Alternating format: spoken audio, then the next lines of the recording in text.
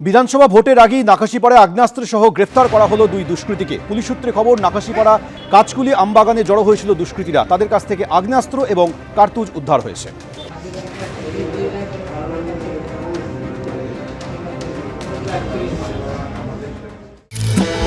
নির্বাচন যত এগিয়ে আসছে ততই রাজনৈতিক চাপানুতোর, রাজনৈতিক তরজা শোনা যাচ্ছে ব্যারাকপুরের রাজনৈতিক মহলে। সরকারি দল যারা আছে দায়িত্ব অবশ্যই তাদের উপরে বর্তাবে। এখন ক্রাইম রেটটা যদি আগে 100 থাকতো তাহলে এখন ক্রাইম রেট হচ্ছে 2-3% ম্যাক্সিমাম। প্রতিদিন তৃণমূলের মদতে তাদের খুন সন্ত্রাস চলছে। কি বলছেন এখানকার মানুষজন সোচ্চারে? তারা কি বা বলছেন ফিস করে? শোনার চেষ্টা করব সেই সব কিছুই, কান পাতবো ব্যারাকপুর অঞ্চলে। তাহলে চলুন ঘুরে দেখি ব্যারাকপুর। উন্নয়ন তো নেই, উন্নয়নের নামে চুরি জোচ্চুরিটা বজায় রয়েছে। যে কোনো কাজ করতে গেলে যে কোনো গুন্ডার সাহারা নিতে হবে, ব্যারাকপুর অঞ্চলে না নেতার সাহারা নিতে হবে। কিছু না করতে পারলে তাহলে পুলিশ দিয়ে আপনাকে জেল খাটতে হবে। এখানকার পরিস্থিতি কিন্তু খুব ভালো। ব্যারাকপুর অঞ্চলে তো সেরকম কিছু নেই, অ্যাডমিনিস্ট্রেশন বলতে কিছু নেই। ব্যারাকপুর শিল্পাঞ্চলে উজ্জ্বল ভবিষ্যৎ আছেই। ব্যারাকপুর পৌরসভা, টিটাগড় পৌরসভা, আর এই দুই পৌরসভার যত ওয়ার্ড আছে সেই সবকটাই কিন্তু ব্যারাকপুর বিধানসভা কেন্দ্রের অন্তর্গত। গত বিধানসভা ভোটে এখান থেকে তৃণমূলের প্রার্থী হয়ে জিতেছিলেন রাজ চক্রবর্তী, পেয়েছিলেন প্রায় 69,000 ভোট। দ্বিতীয় স্থানে ছিলেন বিজেপির প্রার্থী চন্দ্রমণি শুক্ল, তিনিও পেয়েছিলেন 59,000-এরও বেশি ভোট। রাজ চক্রবর্তীকে এখানে শুধুমাত্র বিভিন্ন অনুষ্ঠানে পাওয়া যায়, সাধারণ মানুষ নিজের দুঃখ দুর্দশার কথা বলার জন্য রাজ চক্রবর্তীকে পান না। আমাদের মাননীয় মুখ্যমন্ত্রী মমতা বন্দ্যোপাধ্যায় মানুষের জন্য 365 দিন ভাবে এবং নানা রকম ভাবে মানুষের পাশে থাকে। ব্যারাকপুর অঞ্চলকে ইন্ডাস্ট্রিয়াল ডেড বডি বলা হচ্ছে, কাদের ওপর দায় চাপাবেন? অবশ্যই তৃণমূল। সরকারি দল যারা আছে দায়িত্ব অবশ্যই তাদের উপরে বর্তাবে। সবাই মিলে এটা করেছে, শুরু করেছে সিপিএম, তারপরে বিজেপি। তৃণমূলের যিনি বিধায়ক, তার নেতৃত্বে যারা এখন কাউন্সিলর হয়েছে তার একটা বড় অংশ সমাজ বিরোধী। মানুষের হাতে কাজ নেই বলে এই ইন্ডাস্ট্রিয়াল বেল্টে ক্রিমিনালাইজেশন বাড়ছে। অনেকটা কন্ট্রোল, অনেকটাই ক্রাইম রেট কমেছে। এই বিভাজনের রাজনীতির বিরুদ্ধে আমরা মানুষের রুটি রুজির সংগ্রামকে নিয়ে এগোচ্ছি। ব্যারাকপুর অঞ্চলে তোলাবাজি বা সিন্ডিকেট চক্রের প্রভাব আছে? চারিদিকে ছড়িয়ে রয়েছে তোলাবাজি আর দাদা। এখানে গুন্ডা মাফিয়া রাজ চলে। 15 বছর ধরে ব্যারাকপুরটা করাপশনে ভরে গেছে। ব্যারাকপুর পুরোপুরি মনে করি যে শান্তভাবেই আছে। তৃণমূল মদত দিয়েছে। এখন অনেক বেটার, অনেক ভালো, অনেক শান্তিপূর্ণ। মানুষ যখন দেখে অন্যায় হচ্ছে, অবিচার হচ্ছে, তখন তারা প্রতিবাদ করার জন্য রাস্তায় নামাই উচিত। দাদা 10 টাকার বাদাম দেবেন তো? এই এসআইআর কিন্তু জনসমক্ষে এসছে এবং মানুষ ভীষণভাবে হ্যারাস হচ্ছে। আমরাও তো বলছি মানুষ অসুবিধার সম্মুখীন হচ্ছে।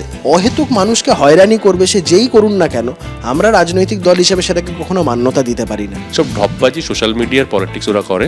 বেসিক্যালি ওদের কোনো কাজ নেই মানুষকে বিচলিত করা, মানুষকে বিব্রত করা। এটা কিন্তু একটা ব্যাড ডিমার্কেশন হবে। 2011 থেকে টিল আজকের ডেট অব্দি অন্তত বিগত 14-15 বছরে ব্যারাকপুর একটা জঞ্জালযুক্ত শহর হয়ে গেছে। এডুকেশন ফিল্ড এবং যে সমস্ত সেক্টরগুলো আছে যেখানে কিন্তু ম্যান পাওয়ারটা লাগেই, সেক্ষেত্রে সেই কর্মসংস্থানগুলো তো রয়েছে। আগের বছরের ডিসেম্বর মাসে প্রায় 4খানা কারখানা বন্ধ হয়ে গিয়েছে। এই বিষয়ে দায় কাদের ওপর বর্তায় বলে আপনার মনে হয়? সম্পূর্ণটা এই রাজ্যের শাসক দল যারা, যেখানে কলকারখানার জমি পাচ্ছে সেখানটা রিয়েল এস্টেটের প্রজেক্ট করবে, পয়সা করি কামাবে। কেন্দ্রীয় সরকারও এর জন্য দায়ী, এর জন্য আমাদের রাজ্য সরকারও দায়ী। শ্রমিকদেরকে ডিপ্রাইভ করে, মালিকদের সাথে একটা গোপন আতাত করে শাসক দলের নেতারা শুধু নিজেদের পকেট ভরতে ব্যস্ত।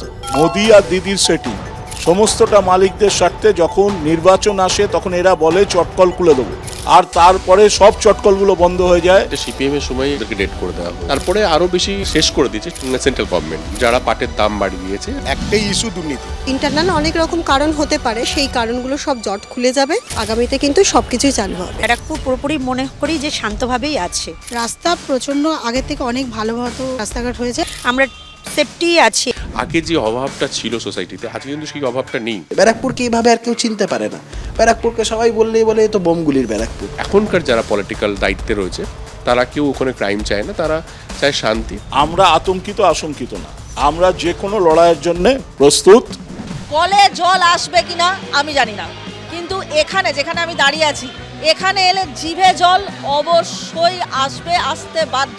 কারণ আমি এই মুহূর্তে আছি বিরিয়ানির রাজধানী ব্যারাকপুরে, আর আমি নিজেকে আজ প্রমিস করেছি কাজ না মিটিয়ে কিন্তু বিরিয়ানি আমি খাবো না। তাহলে চলুন,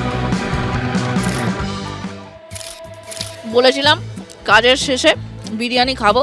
আমি আবার কথা রাখতে খুব ভালোবাসি, বিশেষ করে খাবার সংক্রান্ত কথা দিলে তো আমি রাখি। কিন্তু বিষয়টা হচ্ছে এই বিরিয়ানি খাওয়ার একটা বিশেষ কারণ আছে জানেন, কারণটা হচ্ছে যেহেতু আজ আমি একজন সাংবাদিক, ইউটিউবার, কন্টেন্ট ক্রিয়েটারের পরিচয় ছাড়িয়ে আজ আমি একজন সাংবাদিক, তাই আমি খবর নিতে এসেছিলাম যে বিরিয়ানি হওয়ার আগে ঘি ঢালা হয় না বিরিয়ানি হয়ে যাওয়ার পর ঢাকনা খুলে ওপর দিয়ে হাত ঘুরিয়ে ঘি ঢালতে হয়।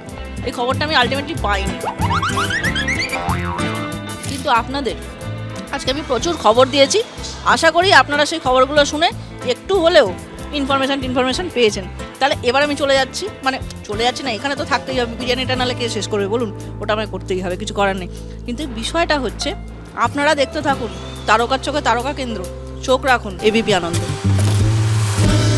কোনো প্ল্যানিং নেই, কিচ্ছু নেই, এখনো ওলা ড্রেন দেখতে পাবেন, মাছি উঠছে, এই তো উন্নয়ন। ন্যাশনাল প্রজেক্ট ওদের টাকা আছে, বাংলার জন্য আলাদা করে কোনো টাকা নেই। সবার সেটিং আছে, টিএমসি বিজেপিও দুজনে মিলে যেটা ঠিক করবে সেটাই।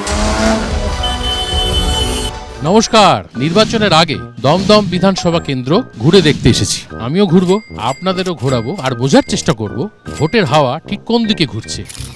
ওভারঅল দারুণ কাজ হয়েছে। এই 10-এর মধ্যে আমি 1 নম্বর আমি দেবো না। আমাদের এত ডেভেলপমেন্ট হয়েছে, আমাদের কিন্তু কোনো অভিযোগই নেই। যেটা দরকার সেটা আমাদের পাই, যতটুকু চাহিদা তার থেকে বেশিই পাচ্ছি। অবশ্যই আমাদেরকে ভাবতে হবে, ভাবতে বাধ্য করাচ্ছে। দমদম বিধানসভা কেন্দ্র দমদম লোকসভা কেন্দ্রের অন্তর্গত। দমদমে মোট 3টি পুরসভা আছে, উত্তর দমদম পুরসভা, দক্ষিণ দমদম পুরসভা আর দমদম পুরসভা। এর মধ্যে দমদম পুরসভার মোট 22টি ওয়ার্ড আর দক্ষিণ দমদম পুরসভার 1 থেকে 17 নম্বর ওয়ার্ড নিয়ে দমদম বিধানসভা কেন্দ্র। গলিতে গলিতে ফ্ল্যাট হয়ে যাচ্ছে। আগে যে রাস্তা ছিল সেই পথে অনুযায়ী কিন্তু এখন এটা রাজপথ। রাস্তাঘাটে তো প্রচুর ক্লেম আছে। রাস্তা কোনো খানাখন্দ নেই, প্রচুর খারাপ অবস্থা। অল্প বৃষ্টিতে গোটা দক্ষিণ দমদম পৌরসভা অঞ্চল জুড়ে জলের তলায় চলে যায়। বৃষ্টির উইদিন 10 মিনিটসের মধ্যে জলটা কিন্তু পুরোপুরি নেমে যায়, হাঁটু পর্যন্ত জল থাকেই। একটা বড় সড়ো অ্যাক্সিডেন্টও হয়েছে। খুব একটা যে ভালো পরিস্থিতি ওরকম নয়। এখানে পরিষ্কার পরিচ্ছন্ন নিয়মিত করা হয় না। নিকাশি ক্ষেত্রে তো এখন জল জমে না। এখানে বর্ষাকালে আগে বন্যা হতো। গোটা সিস্টেমটা দাঁড়িয়ে আছে দুর্নীতির ওপরে, গোটা দলটা দাঁড়িয়ে আছে দুর্নীতির ওপরে।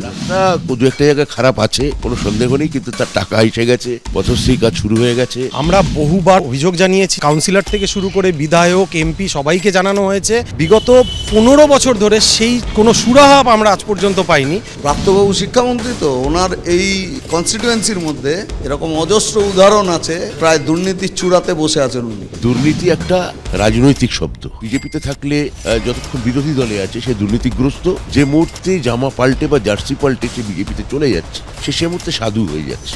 দলটা করেছে পয়সা তুলতে, ফ্ল্যাট করতে গিয়ে টাকা, পুরো নিয়োগ দুর্নীতিতে টাকা। এবারে ওরা তো টিকে আছে টিএমসি বিজেপি বাইনারির মধ্যে দিয়ে। এই বাইনারিটার অবসান হতে চলছে 26 সালের ভোটের মধ্যে দিয়ে। দমদম বিধানসভা কেন্দ্রের নির্বাচনী ইতিহাস বলছে 1951 সালে অর্থাৎ প্রথম নির্বাচনে দমদম বিধানসভা কেন্দ্রে জয়ী হয়েছিলেন জাতীয় কংগ্রেস প্রার্থী কানাইলাল দাস।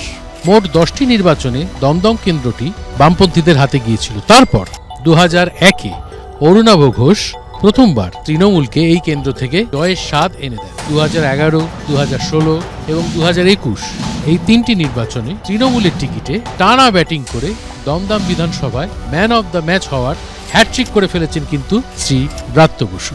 এখানে জল নিয়ে প্রত্যেকবারই একটা সমস্যার কথা শুনি, আবার জলের সমস্যা সেটা সমাধানও করা হয়। এত ডেভেলপমেন্ট, সেই ডেভেলপমেন্টের জন্য আমার কোনো অভিযোগ নেই। এখানে জলাজমির ভরাট করে কোনো বিল্ডিং হয়েছে বলে আমি আমার এই 60 বছর বয়সে দেখিনি। একটার সাথে একটা বাড়ির সাথে একটা বাড়ি লাগোয়া, মাঝখানে জায়গা ছান নেই, অগ্নি নিরাপকের সেরকম কোনো ভালো ব্যবস্থা নেই। যদি কোনো সমস্যা হয় সেই সমস্যাগুলো থেকে মানুষ যাতে বেরিয়ে আসতে পারে তার কোনো বিকল্প ব্যবস্থাই নেই। এখানে বেআইনি নির্মাণে হাইকোর্ট অর্ডার করেছিল একটা বিল্ডিং ভেঙে দিতে হবে, ডিমোলিশন অর্ডার কোর্ট করছে। এরা মিউনিসিপ্যালিটি বসে বোর্ড মিটিংয়ে ঠিক করছে ওর কার্নিস ভেঙে দিলেই হবে, কিন্তু কোর্ট তো ডিমোলিশনের অর্ডার বলেছে। একটা ফ্ল্যাটে যদি আগুন লাগে থাকবে এই অঞ্চলগুলো, কিচ্ছু থাকবে না। জলাজমি বোঝানোর চেষ্টা মাঝে মাঝে হয়, পুলিশ প্রশাসন সতর্ক থাকে, আমরা সতর্ক থাকি, আমাদের স্থানীয় নেতৃত্ব সতর্ক থাকে, সেটা বন্ধ করাও হয়। গোটা পশ্চিমবাংলার মতো দমদম অতলে তলিয়ে গেছে। সরকারি বিদ্যালয়গুলো যেগুলো অলরেডি বন্ধ হয়ে গেছে, আর অনেক আছে যেগুলো অলরেডি বন্ধ হওয়ার দিকে দৌড়াচ্ছে। ডাক্তারবাবুরা সব শিক্ষা শেষ করে দিলেন, সরকারি শিক্ষা। মতিঝিল কমার্স কলেজ ব্যাংককে ভাড়া দিয়ে দিচ্ছে, ছাত্রছাত্রী নেই, ভাড়া দিচ্ছে। এখানে পাশে যে আইএলএস হসপিটাল আছে, নার্সিংহোম আছে, সেখানে কোনো বেড নেই। সরকারি হাসপাতালগুলোর অবস্থা তো একদমই খারাপ, স্বাস্থ্য ব্যবস্থা খুবই খারাপ। লোকে তো এখন বলছে সবকটা চোর, সবকটা চোর। মানুষ তো এদের বিরুদ্ধে ব্যবস্থা নেবেই। ওটা রাজত্বটা ক্রিমিনালদের হাতে বাত্যবাবুরা তুলে দিয়েছেন। 2026-এর নতুন কিছু ভাবনা আমরা অবশ্যই ভাবব। 100 দিনের টাকা দেয়নি, কাজের টাকা দেয়নি, এনআরজিএস এর টাকা দেয়নি, আবাস যোজনার টাকা দেয়নি, সমস্ত টাকা আটকে রেখেছে। কেন্দ্রীয় বঞ্চনার অভিযোগ এরা তোলে কারণ নিজেদের অন্যায়গুলোকে লেজিটিমাইজ করতে। এত মিথ্যে বললে 18 থেকে 12 হয়েছে, এখন 50-এ আটকে আছে, আস্তে আস্তে 25ও হয়ে যেতে পারে। এত মিথ্যে বলা ভালো নয়। দুরন্ত ঘূর্ণির মতো ঘুরলাম সারাটা দিন, দমদমের এ প্রান্ত থেকে ও প্রান্ত চষে ফেলেও দম এখনো কিন্তু ফুরোয়নি। তবে সময় তো ফুরিয়ে গেছে, আজ এখানেই আমার সফর শেষ করতে হচ্ছে। আপনারা দেখতে থাকুন তারকার চোখে তারকা কেন্দ্র, চোখ রাখুন শুধুমাত্র এবিপি আনন্দ। এবিপি আনন্দ, এগিয়ে থাকে, এগিয়ে রাখে।